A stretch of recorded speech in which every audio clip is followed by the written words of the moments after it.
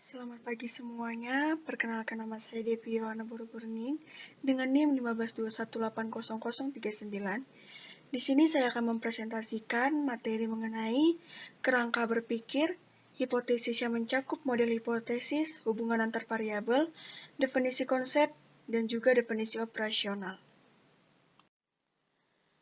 Selamat pagi semuanya, salam sejahtera bagi kita semua.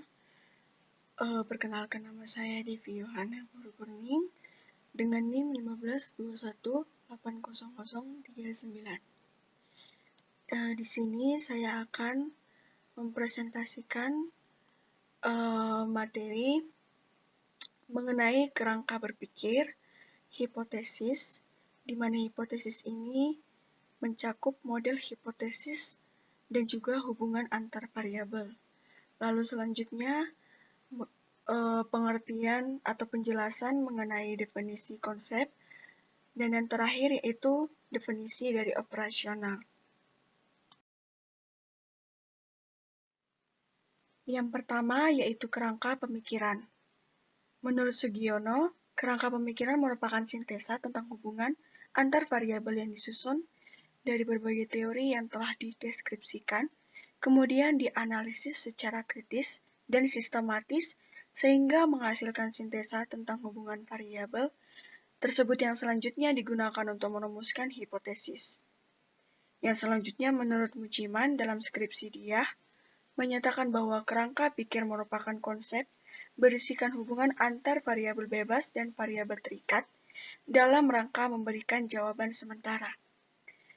Kerangka berpikir adalah pemahaman yang paling mendasar yang mendukung pemahaman selanjutnya. Suatu tolak ukur yang paling mudah adalah apakah kita telah memahami pemahaman yang paling mendasar tersebut, atau pertanyaan sebelum itu, apakah kita telah mengetahui pemahaman yang mendasari pemahaman-pemahaman selanjutnya. Harus diingat, kerangka berpikir pada dasarnya adalah sebuah pemahaman. Layaknya sebuah pemahaman, maka pemahaman tersebut dapat salah kurang atau tidak sempurna. Ini penting karena kadang terdapat orang-orang yang memiliki kerangka berpikir yang salah, yang pada akhirnya melahirkan kesimpulan-kesimpulan yang salah pula. Yang selanjutnya yaitu hasil dari kerangka berpikir. Hasil dari kerangka berpikir ini meliputi yang pertama, perumusan masalah. Biasanya perumusan masalah ini berisi tentang pertanyaan atau hal-hal mengenai apa yang akan dianalisis atau penelitian apa yang dilakukan oleh seorang peneliti. Lalu yang selanjutnya yaitu latar belakang masalah, yaitu alasan. Di sini penjelasan tentang alasan mengapa penulis memilih topik tersebut. Lalu yang selanjutnya yaitu pendekatan terhadap masalah. Yang selanjutnya cara mengatasi masalah. Ini biasanya adalah hasil dari penelitian yang dilakukan. Lalu selanjutnya yaitu langkah-langkah yang ditempuh dalam mengatasi masalah. Yang selanjutnya yaitu hipotesa diajukan jika sudah ditetapkan akar masalah dan cara pengatasan masalah.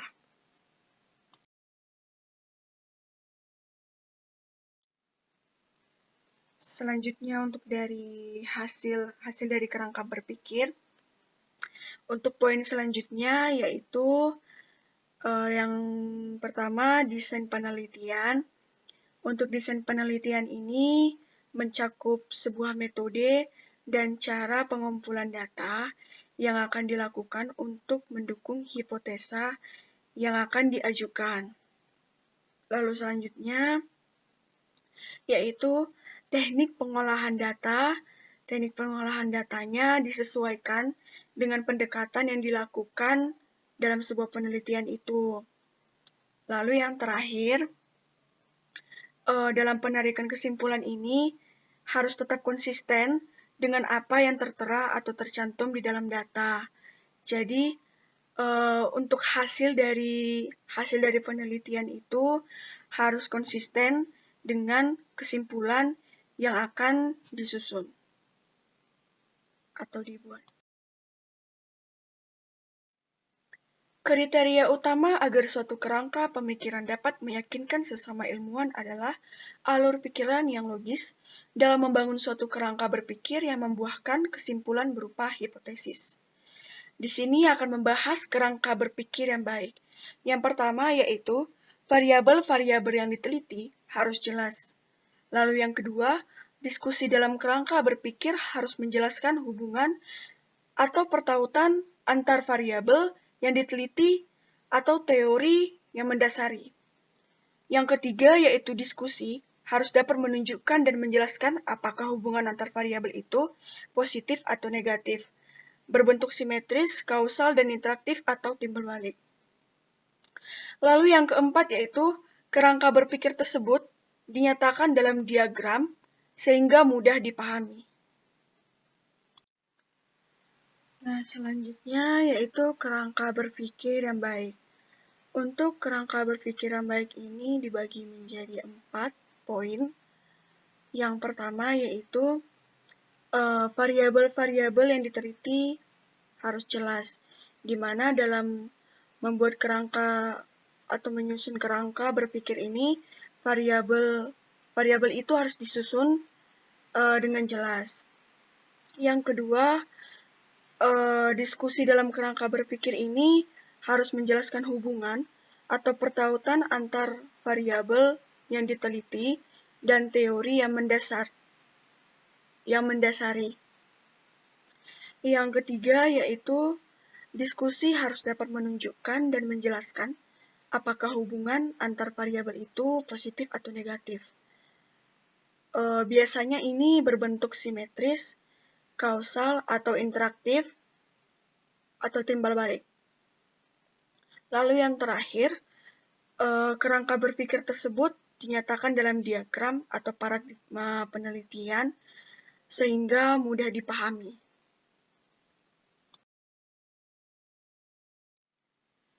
Yang selanjutnya yaitu hipotesis. Perumusan hipotesis penelitian merupakan langkah ketiga dalam penelitian, setelah peneliti mengemukakan landasan teori dan kerangka berpikir. Di sini akan dijelaskan pengertian mengenai hipotesis. Menurut Suharsimi Arikunto, hipotesis merupakan sebagai suatu jawaban yang bersifat sementara terhadap permasalahan penelitian sampai terbukti melalui data yang terkumpul. Yang selanjutnya yaitu hipotesis merupakan jawaban sementara terhadap rumusan masalah penelitian, di mana rumusan masalah penelitian itu telah dinyatakan dalam bentuk kalimat pertanyaan. Dikatakan sementara karena jawaban yang diberikan baru didasarkan pada teori yang relevan, belum didasarkan pada fakta-fakta empiris yang diperoleh melalui pengumpulan data. Jadi, hipotesis juga dapat dinyatakan sebagai jawaban teoritis terhadap rumusan masalah penelitian, belum jawaban yang empirik. Hal ini merupakan pendapat yang diberikan oleh Sugiono. Selanjutnya yang akan dibahas yaitu hipotesis. Perumusan hipotesis penelitian merupakan langkah ketiga dalam penelitian.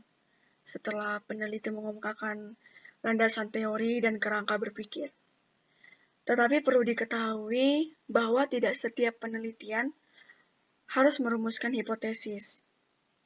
Penelitian yang bersifat eksploratif dan deskriptif sering tidak perlu merumuskan hipotesis. Lalu selanjutnya di sini saya akan membahas pengertian dari hipotesis itu. Nah, hipotesis ini dapat diartikan sebagai suatu jawaban yang bersifat sementara terhadap permasalahan penelitian sampai terbukti melalui data yang terkumpul. Pengertian ini merupakan pengertian dari pendapat Suharsimi Arikunto. Lalu selanjutnya, pengertian hipotesis selanjutnya yaitu hipotesis itu merupakan jawaban sementara terhadap rumusan masalah penelitian, di mana rumusan masalah penelitian telah dinyatakan dalam bentuk kalimat pertanyaan. Dikatakan sementara ini karena jawaban yang diberikan baru didasarkan pada teori yang relevan, belum didasarkan pada fakta-fakta empiris yang diperoleh melalui pengumpulan data. Jadi, hipotesis juga dapat dinyatakan sebagai jawaban teoritis terhadap rumusan masalah penelitian, belum jawaban yang empirik. Statement ini merupakan pendapat dari Sugiono.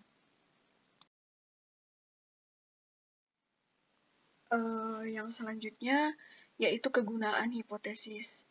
Kegunaan hipotesis ini terbagi menjadi 5 poin. Yang pertama, identifikasi variabel independen dan dependen yang akan digunakan. Yang kedua, menentukan desain penelitian. Yang ketiga, untuk menentukan uji statistik yang akan digunakan. Yang keempat, untuk memberikan kerangka untuk menyusun kesimpulan yang akan dihasilkan. Yang kelima, menguji atau mendorong munculnya teori atau fenomena sosial. Jenis hipotesis. Hipotesis ini dibagi menjadi 2 jenis. Yang pertama penelitian dan yang kedua statistik. Hipotesis penelitian itu dirumuskan secara naratif berdasarkan kerangka berpikir penelitian dan landasan teori yang telah dipilih. Yang kedua, hipotesis statistik. Dirumuskan secara matematis dalam bentuk 2 kalimat matematika. Untuk hipotesis statistik ini juga dibagi menjadi 2 jenis. Yang pertama yaitu hipotesis nihil atau H0, di mana hipotesis ini menyatakan tidak ada pengaruh, tidak ada hubungan, atau tidak ada perbedaan antara satu variabel dengan variabel lain. Yang kedua yaitu hipotesis alternatif, merupakan hipotesis yang menyatakan ada pengaruh, ada hubungan atau ada perbedaan antara satu variabel dengan variabel lainnya. Yang selanjutnya saya akan menjelaskan mengenai jenis hipotesis. Jenis hipotesis ini dibagi menjadi 2. Yang pertama hipotesis penelitian, yang kedua yaitu hipotesis statistik. Penjelasan dari hipotesis penelitian ini, jadi hipotesis penelitian dirumuskan secara naratif berdasarkan kerangka berpikir penelitian dan landasan teori yang telah dipilih. Lalu yang selanjutnya penjelasan mengenai hipotesis statistik. Hipotesis statistik ini dirumuskan secara matematis dalam bentuk 2 kalimat matematika. Untuk hipotesis statistik ini juga dibagi menjadi 2. Yang pertama hipotesis nihil, yang kedua hipotesis alternatif. Hipotesis nihil ini adalah hipotesis yang menyatakan tidak ada pengaruh, tidak ada hubungan, atau tidak ada perbedaan antara satu variabel dengan variabel lainnya. Lalu, untuk hipotesis alternatif. Hipotesis alternatif ini merupakan hipotesis yang menyatakan ada pengaruh, ada hubungan, atau ada perbedaan antara satu variabel dengan variabel lainnya. Setelah menjelaskan pengertian dari hipotesis, di sini saya akan menjelaskan contoh dari hipotesis. Di sini saya mengambil contoh dari penelitian yang dilakukan terhadap suatu destinasi wisata. Yang pertama, citra destinasi itu berpengaruh signifikan terhadap kepuasan wisatawan. Yang kedua, motivasi berpengaruh signifikan terhadap kepuasan wisatawan. Yang ketiga, citra destinasi berpengaruh signifikan terhadap loyalitas destinasi. Yang keempat, motivasi berpengaruh signifikan terhadap loyalitas destinasi. Yang kelima, kepuasan wisatawan berpengaruh signifikan terhadap loyalitas destinasi. Yang keenam, citra destinasi berpengaruh signifikan terhadap loyalitas destinasi melalui kepuasan wisatawan. Lalu yang terakhir, motivasi berpengaruh signifikan terhadap loyalitas destinasi melalui kepuasan wisatawan. Untuk contoh hipotesis itu, biasanya juga digambarkan melalui model hipotesis, yaitu dalam bentuk bagan. dan biasanya itu dijadikan sebuah kerangka agar suatu penelitian lebih jelas dan lebih mudah dipahami.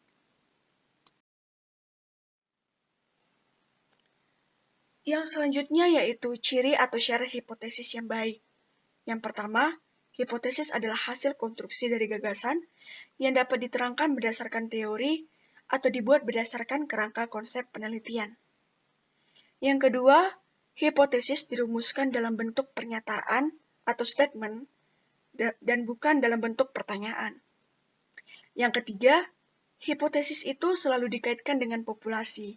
Sampel penelitian hanya berfungsi sebagai wahana pengujian hipotesis yang akan digeneralisasikan pada populasi. Yang keempat, hipotesis paling sedikit melibatkan dua variabel yang perlu diuji kebenarannya. Lalu yang terakhir, hipotesis penelitian harus dapat diuji. Nah, yang selanjutnya ini ciri atau syarat hipotesis yang baik. Dalam menyusun hipotesis, ada suatu syarat yang harus dipenuhi agar hipotesis itu menjadi hipotesis yang benar dan tepat. Di sini ada 5 poin dalam penyusunan hipotesis yang baik dan benar. Yang pertama, yaitu hipotesis adalah hasil konstruksi dari gagasan-gagasan yang dapat diterangkan berdasarkan teori-teori atau dibuat berdasarkan kerangka konsep penelitian. Lalu yang kedua, hipotesis itu dirumuskan dalam bentuk pernyataan atau statement dan bukan dalam bentuk pertanyaan. Lalu yang ketiga itu, hipotesis ini selalu dikaitkan dengan populasi. Dan sampel penelitian itu biasanya hanya berfungsi sebagai wahana pengujian hipotesis yang akan digeneralisasikan pada populasi. Yang keempat, hipotesis ini paling sedikit melibatkan dua variabel yang perlu diuji kebenarannya. Lalu yang terakhir, hipotesis penelitian itu harus dapat diuji.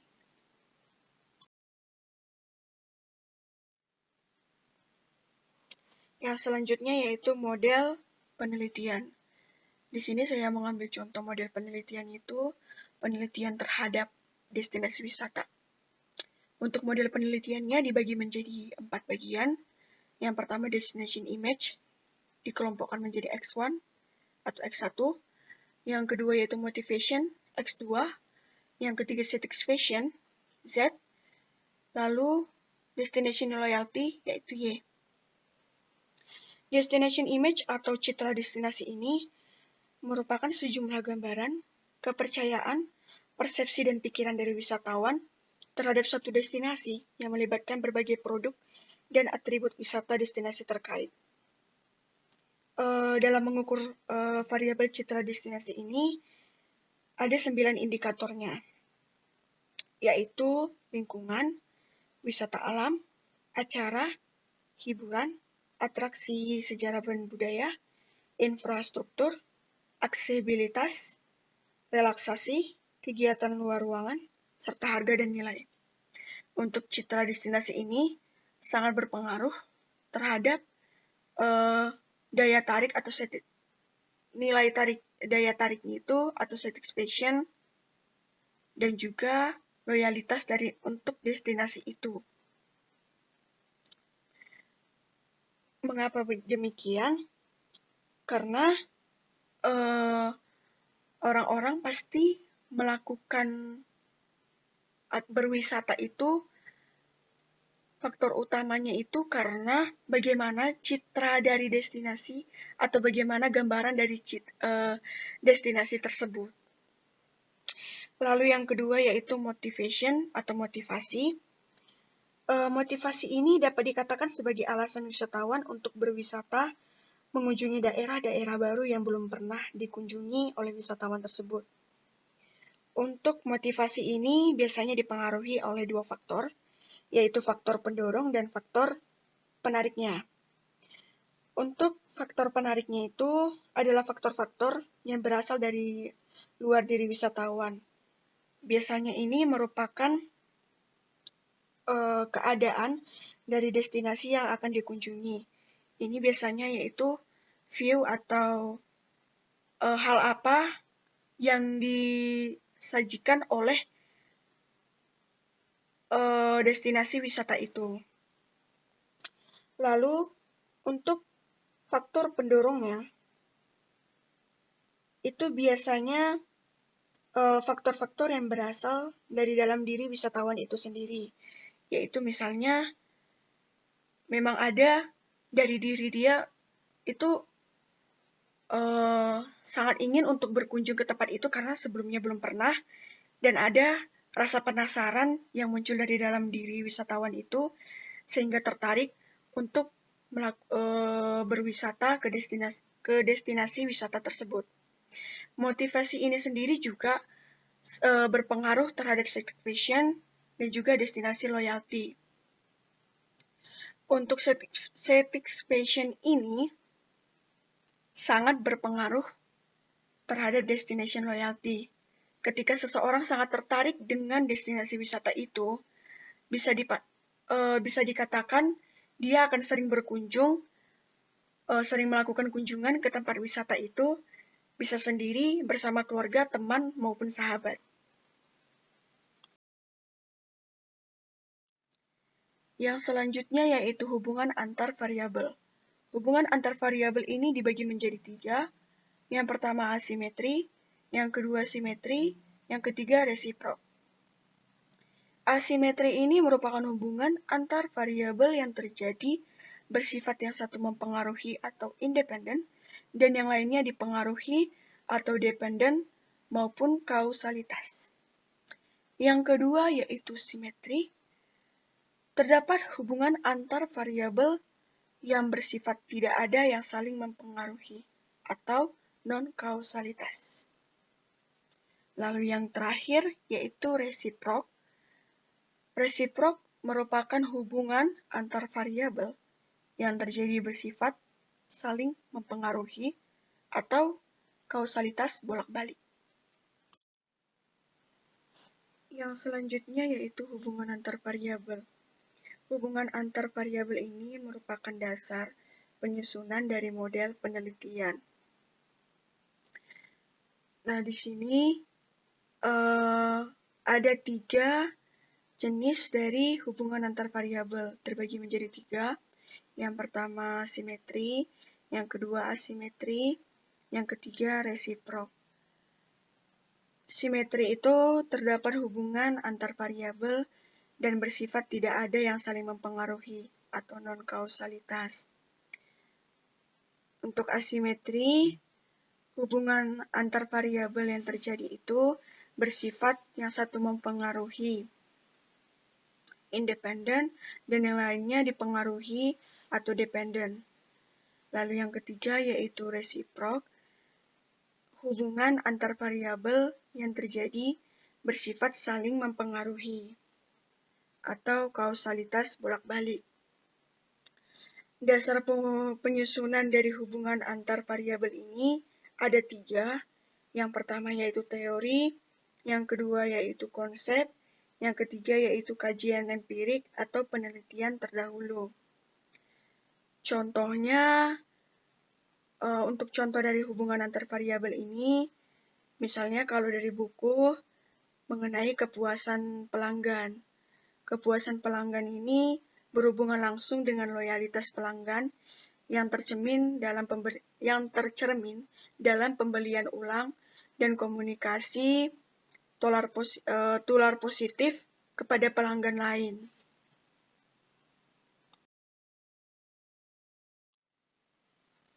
Yang selanjutnya yaitu definisi konseptual. Definisi konseptual menurut Singarimbun dan Sofian adalah pemaknaan dari konsep yang digunakan sehingga memudahkan peneliti untuk mengoperasikan konsep tersebut di lapangan. Definisi lain dari konseptual yaitu unsur penelitian yang menjelaskan tentang karakteristik sesuatu masalah yang hendak diteliti. Yang selanjutnya yaitu penjelasan mengenai definisi konseptual. Definisi konseptual menurut Singarimbun dan Sofian adalah pemaknaan dari konsep yang digunakan sehingga memudahkan peneliti untuk mengoperasikan konsep tersebut di lapangan. Penjelasan lain atau pengertian lain dari definisi konseptual itu adalah unsur penelitian yang menjelaskan tentang karakteristik sesuatu masalah yang hendak diteliti. Yang selanjutnya yaitu definisi konseptual. Definisi konseptual ini pada umumnya diartikan sebagai hal-hal yang berhubungan dengan konsep. Makna konseptual merupakan makna yang ada pada kata yang tidak tergantung pada konteks kalimat tersebut. Makna konseptual juga disebut dengan makna yang terdapat dalam kamus. Contoh dari makna konseptual ini adalah kata ibu, yakni manusia berjenis kelamin perempuan dan telah dewasa. Selanjutnya, definisi konseptual menurut Singarimbun dan Sofian. Definisi konseptual menurut Singarimbun dan Sofian adalah pemaknaan dari konsep yang digunakan sehingga memudahkan peneliti untuk mengoperasikan konsep tersebut di lapangan. Lalu, definisi konseptual selanjutnya adalah unsur penelitian yang menjelaskan tentang karakteristik sesuatu masalah yang hendak diteliti.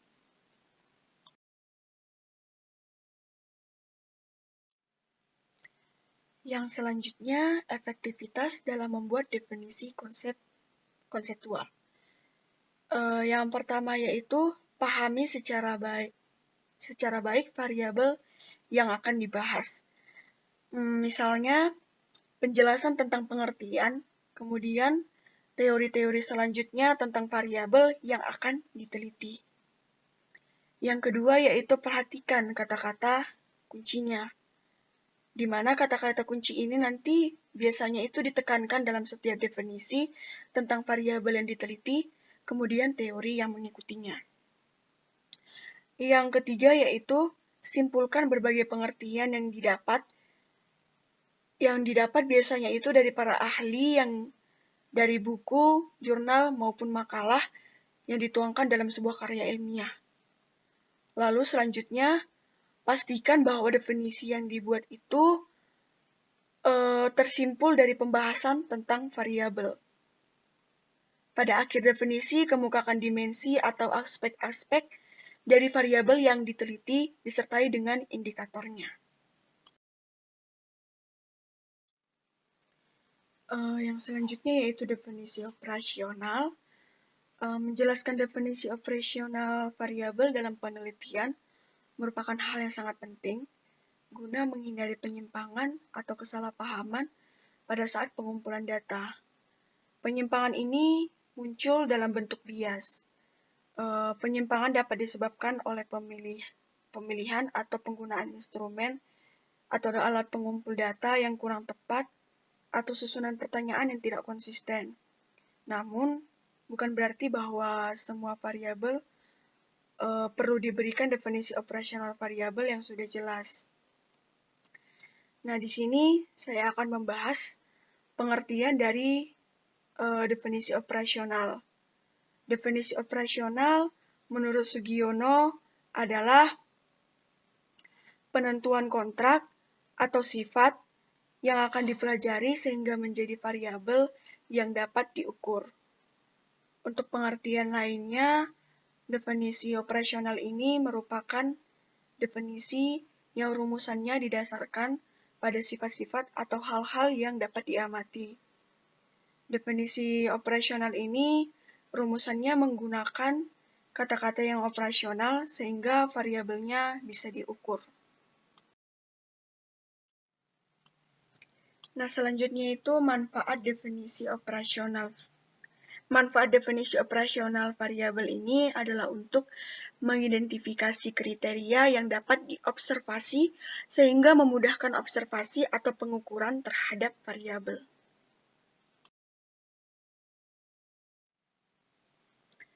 Yang selanjutnya yaitu tipe-tipe definisi operasional. Yang pertama, definisi operasional tipe A atau pola 1 dapat disusun didasarkan pada operasi yang dilakukan, sehingga menyebabkan gejala atau keadaan yang didefinisikan menjadi nyata atau dapat terjadi. Dengan menggunakan prosedur tertentu, peneliti dapat membuat gejala menjadi nyata. Contohnya, kata konflik didefinisikan sebagai keadaan yang dihasilkan dengan menempatkan dua orang atau lebih pada situasi di mana masing-masing orang mempunyai tujuan yang sama, tetapi hanya satu orang yang akan dapat mencapainya. Lalu yang kedua yaitu definisi operasional tipe B atau pola 2, disusun didasarkan pada apa yang dilakukannya, atau disusun didasarkan pada bagaimana objek tertentu yang didefinisikan dapat dioperasionalisasikan, yaitu berupa apa yang dilakukannya atau apa yang menyusun karakteristik dinamisnya. Contohnya yaitu kata orang pandai. Kata orang pandai dapat didefinisikan sebagai orang yang mendapatkan nilai-nilai tinggi di sekolahnya. Lalu yang selanjutnya yaitu definisi operasional tipe C atau pola 3. Dapat disusun didasarkan pada penampakan seperti apa objek atau gejala yang didefinisikan tersebut, yaitu apa saja yang menyusun karakteristik statisnya. Contoh, orang pandai dapat didefinisikan sebagai orang yang mempunyai ingatan kuat, menguasai beberapa bahasa asing, kemampuan berpikir yang baik, sistematis, dan mempunyai kemampuan menghitung secara cepat.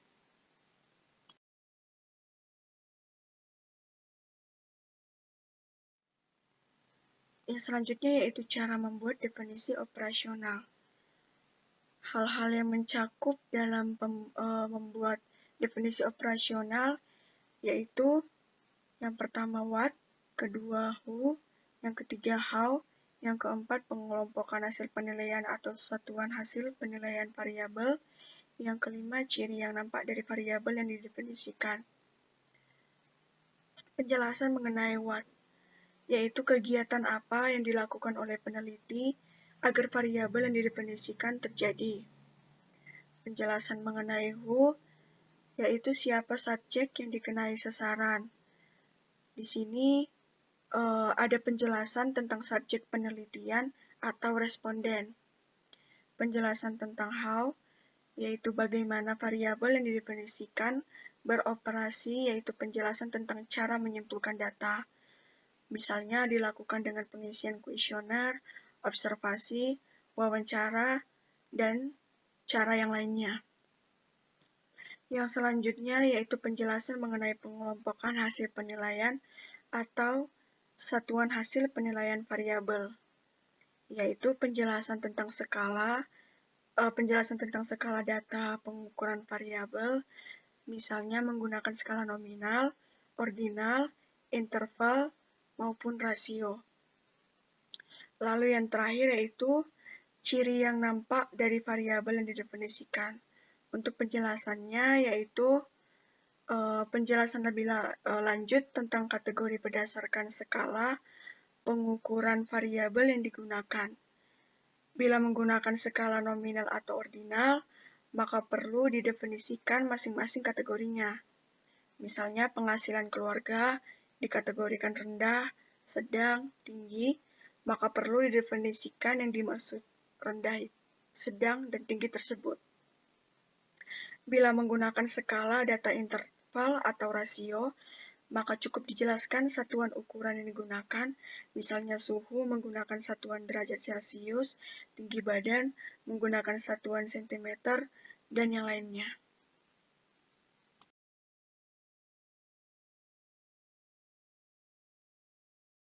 Sekian pemaparan materi atau presentasi yang bisa saya lakukan. Apabila ada kesalahan maupun kekurangan, saya meminta maaf. Terima kasih untuk semuanya. Selamat pagi. Sekian presentasi atau pemaparan materi yang bisa saya lakukan. Terima kasih atas perhatiannya. Apabila ada kesalahan atau kekurangan, saya minta maaf.